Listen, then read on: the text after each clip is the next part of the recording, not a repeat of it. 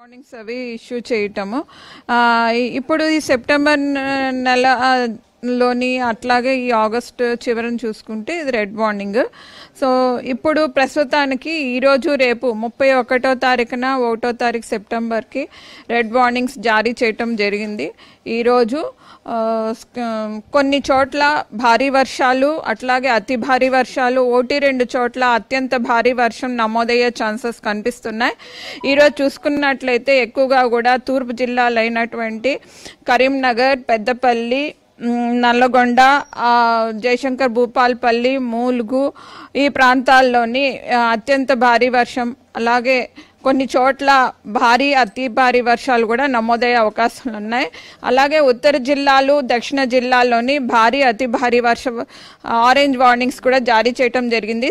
మధ్య బంగాళాఖాతం ఆనుకొని ఉన్నటువంటి ఉత్తర ఆంధ్రప్రదేశ్ మరియు దక్షిణ ఒడిశా తీరాల మధ్యన 17.5 degrees నార్త్ లాటిట్యూడ్ మరియు 84.5 degrees ఈస్ట్ లాంగిట్యూడ్ వద్దన కేంద్రీకృతమై ఉంది.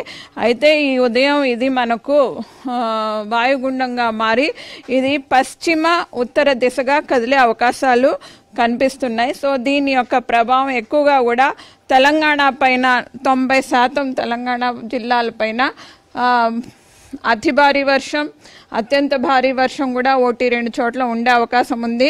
దక్షిణ జిల్లాల్లోని, సెంట్రల్ జిల్లాల్లోని భారీ వర్షాలు కూడా నమోదయ్యే అవకాశాలు ఈ 2 రోజులు కనిపిస్తున్నాయి. కరీంనగర్, ఉమ్మడి కరీంనగర్ జిల్లాలు, జయశంకర్ భూపాల్పల్లి, మూలుగు ఈ ప్రాంతాలు, ఈ జిల్లాలు ఏవైతే ఉన్నాయో అక్కడ భారీ అతి భారీ వర్షాలు 1-2 చోట్ల అత్యంత భారీ వర్షం అంటే 20 సెంటీమీటర్ల పైనే 1-2 చోట్ల ఈ ప్రాంతాల్లో నమోదయ్యే ఛాన్సెస్ కనిపిస్తున్నాయి.